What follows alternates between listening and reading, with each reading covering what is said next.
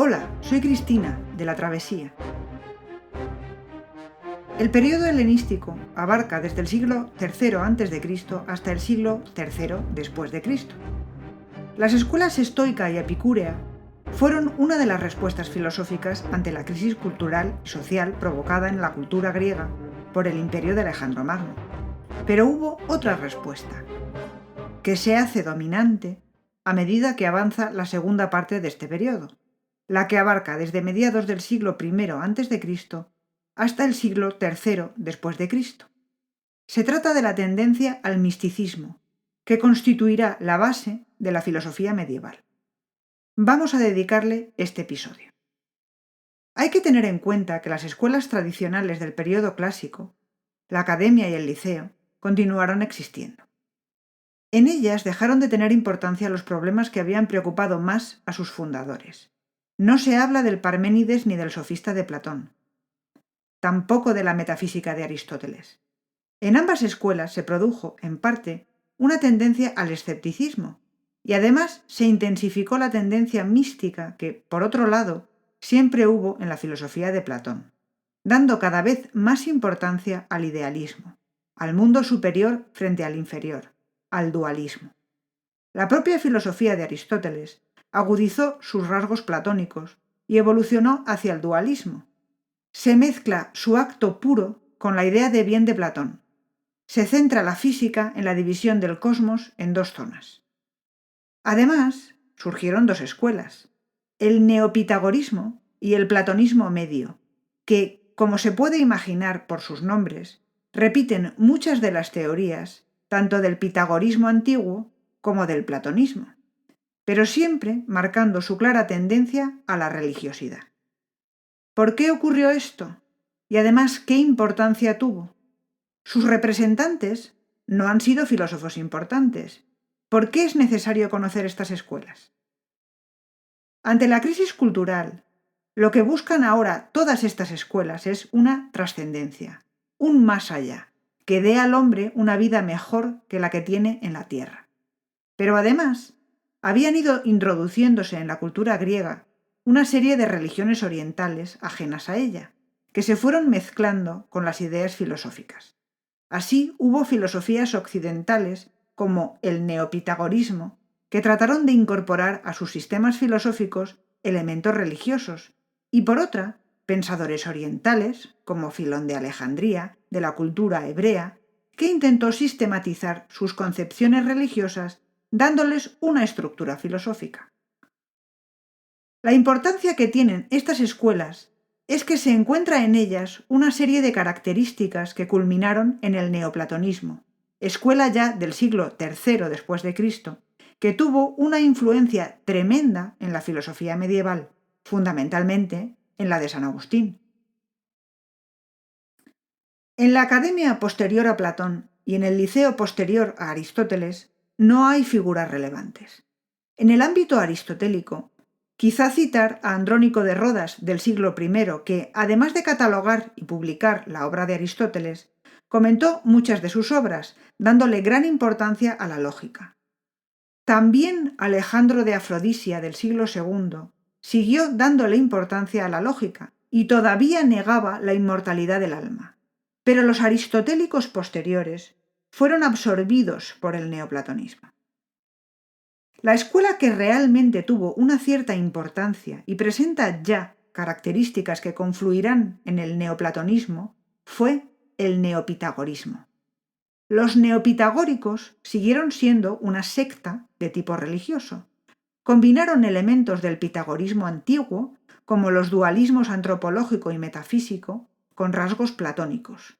En esta época, el diálogo más conocido es el Timeo, pero también presentan un eclecticismo, ya que toman algún elemento estoico y aristotélico, y además incorporaron más elementos de tipo místico. El punto de partida es el pitagorismo presocrático, que, como ya vimos en un episodio anterior, ya era una secta con muchos elementos místicos, que tenía obsesión por los números y su representación geométrica, y que creía que el alma se reencarnaba de cuerpo en cuerpo, mientras no conseguía alcanzar suficiente nivel de purificación. El cuerpo era la prisión del alma que había caído en él. Según Sexto Empírico, en el seno del neopitagorismo había fundamentalmente dos tendencias. Según una de ellas, todo deriva del punto o monás, y éste engendra la línea, que a su vez origina las superficies de las que derivan los cuerpos de 3 dimensiones. Esta teoría es un monismo matemático. Según la otra forma de neopitagorismo, aunque todo deriva de un punto o monás, se insiste sobre todo en el dualismo de la monás y la duás. Pero lo importante es que todo surge de lo uno, y esto es precursor del concepto neoplatónico de emanación, que consiste en pensar que de lo uno mana o surge todo, que ya estaba contenido en él, pero no se había manifestado.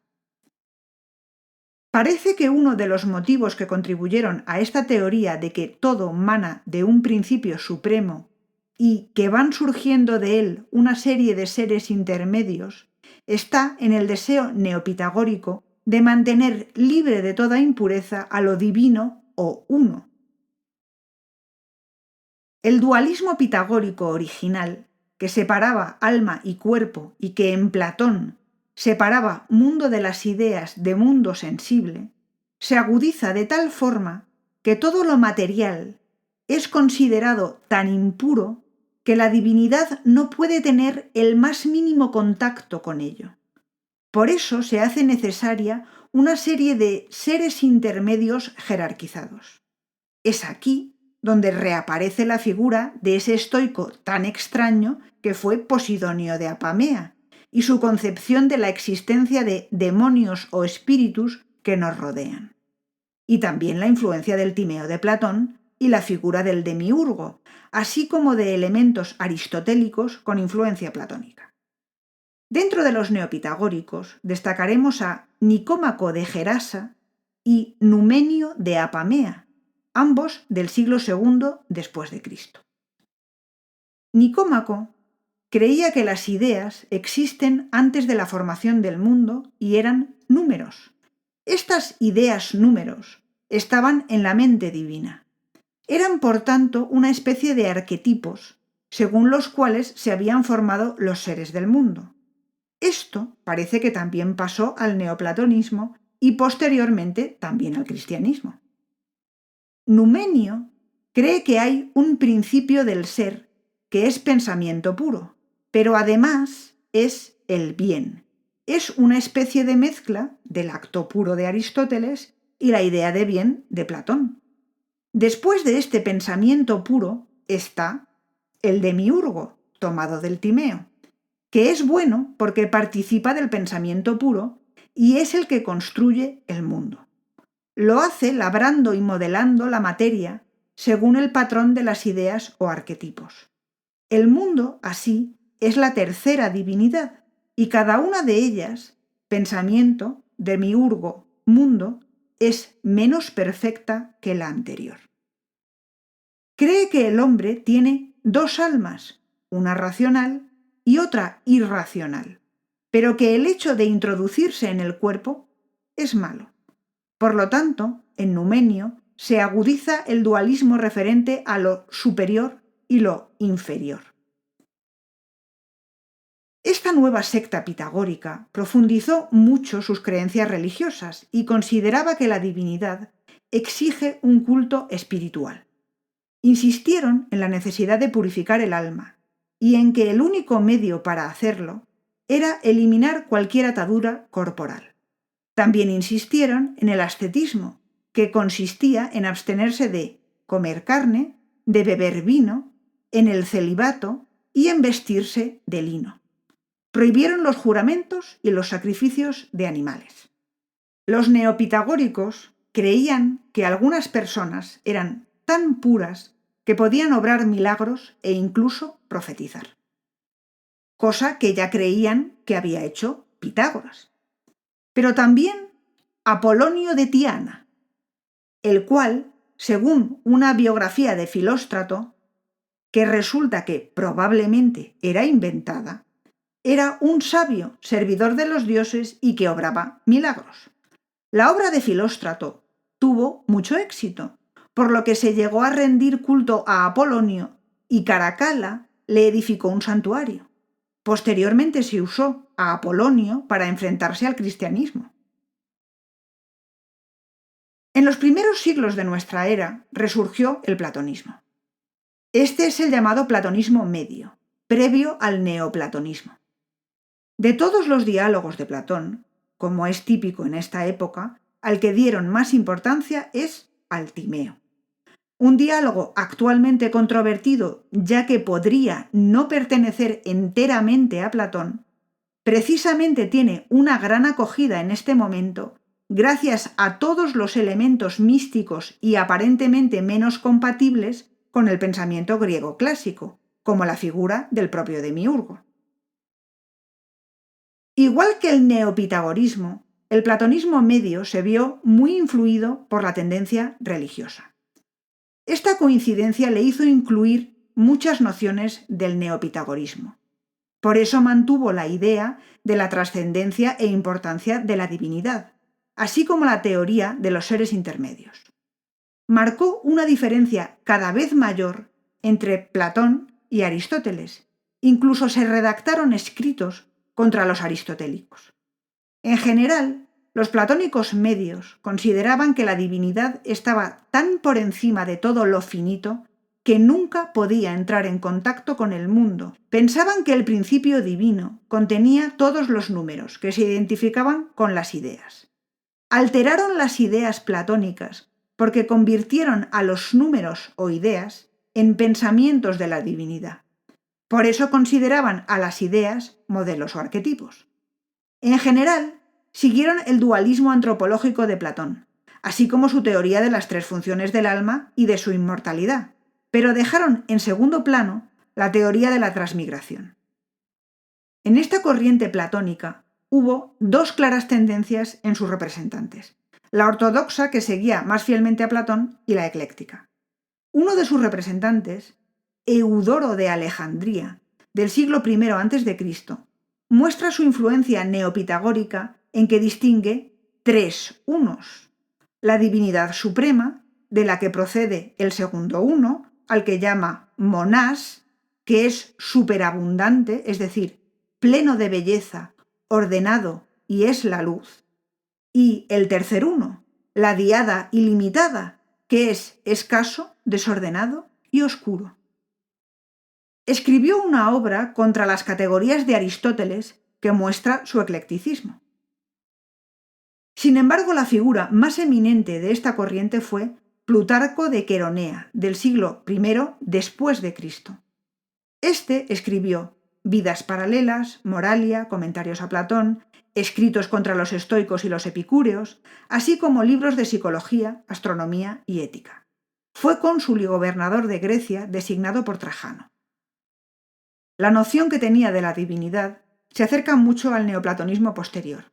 Cree que esta divinidad es totalmente pura y que el dualismo alma-cuerpo hace que el hombre, mientras permanezca atado al cuerpo, no pueda tener contacto con esa divinidad más que con leves contactos que solo nos permite tener la filosofía. Estos contactos con lo trascendente son una intuición inmediata con la que el alma se libera y puede introducirse en la región de lo puro, lo invisible y lo inmutable. Esta intuición es un claro antecedente del éxtasis del neoplatonismo posterior de Plotino. La divinidad será, además, quien nos guíe hacia la belleza. Considera que, siendo la divinidad tan pura, no puede ser la causa del mal. Este tiene que ser causado por una emanación de Dios, el alma del mundo que, por una parte, participa de la razón, pero por otra, actúa como principio malo o material. Gracias a este dualismo salva del mal a lo divino. Este está muy por encima de lo material y no tiene, por tanto, responsabilidad en el mal. Por eso es necesario que entre la divinidad y la materia haya una serie de seres intermedios, otra vez, como los demonios de Posidonio, que son los que constituyen el nexo entre lo divino, la materia y el hombre. Aquí sí está la causa del mal, ya que distingue en el hombre razón o nous muy cercana a la divinidad, pero también psique, que, aunque mejor que el cuerpo, está sometida a las pasiones. De aquí el probable mal.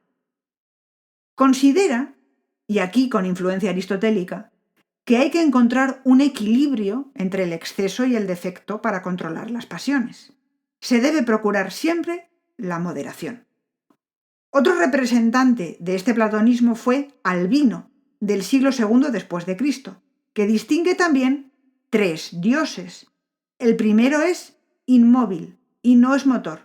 El segundo es el nous, que ya es motor y el entendimiento del mundo. Y la psique, que es el alma inmortal. Esta distinción es un claro antecedente del neoplatonismo y la distinción entre lo uno, el nous y el alma inmortal. Albino también considera que las ideas platónicas son ideas eternas de Dios y son los modelos de todos los seres. Resumiendo, vemos cómo han ido poco a poco apareciendo muchas de las características del neoplatonismo.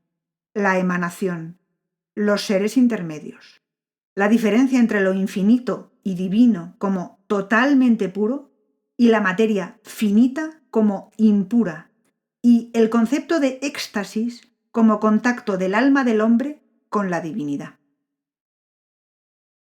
La figura más conocida de esta época, Filón de Alejandría, de hecho, a pesar de que vivió a caballo entre el siglo I a.C. y el siglo I después de Cristo, reúne tantas de estas características que se estudia como el primer neoplatónico. En realidad es el máximo representante de la filosofía judeo-helenística. En Alejandría fue donde más importancia tuvo la influencia de la filosofía griega en la cultura hebrea. Hubo también influencia griega en Palestina, donde la secta de los esenios tenía una serie de creencias pitagóricas, como el dualismo antropológico y la inmortalidad del alma. Pero volviendo a los judíos, ya en el siglo III a.C. se había traducido al griego el Pentateuco y, durante los 2 siglos siguientes, se tradujeron los demás libros del Antiguo Testamento. Por esto se produjo una helenización sistemática de la cultura hebrea y se introdujeron términos de la filosofía griega como physis, logos o nomos. La cultura hebrea intentó conciliar la filosofía griega con su religión, y aquí entra Filón.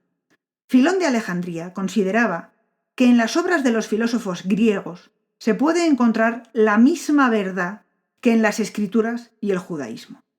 Por esto, la tendencia místico-religiosa de la filosofía se acrecentó. Según Filón, la divinidad es un ser puro, absolutamente libre y autosuficiente.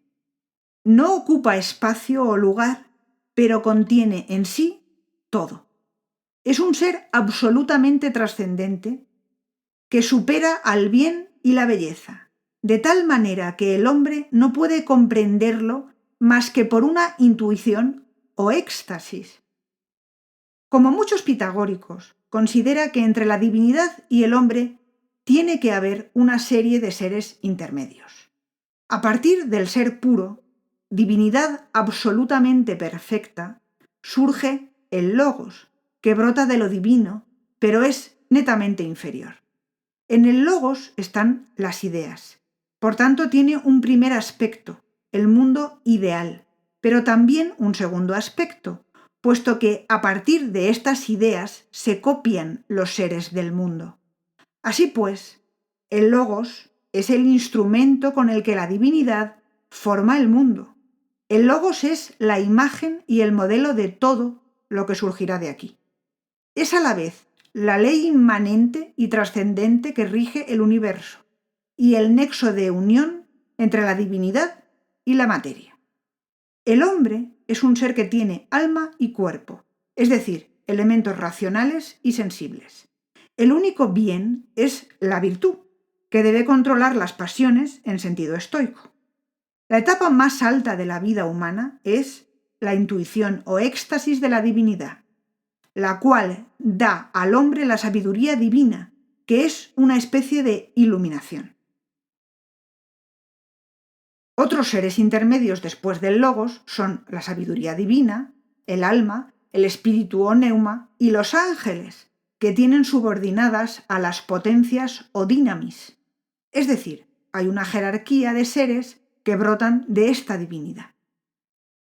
Con todo esto queda consolidada una línea de pensamiento místico que parte nada menos que de los pitagóricos presocráticos, que da las bases del neoplatonismo del siglo III, que a su vez es la base del pensamiento de San Agustín. En esta línea, de momento, el platonismo hace olvidar a Aristóteles, cuya filosofía tiene aquí un papel muy secundario, en elementos eclécticos y siempre envueltos en más platonismo. En el próximo episodio nos centraremos en el neoplatonismo. Hasta entonces, si quieres saber más del pensamiento en época helenística, puedes visitar nuestro canal de YouTube, La Travesía. Y si quieres colaborar a mantener este podcast gratuito o acceder a material adicional y exclusivo, puedes visitarnos en Patreon. Encontrarás los enlaces en la descripción de este episodio. Que tengas un muy buen día y hasta la próxima.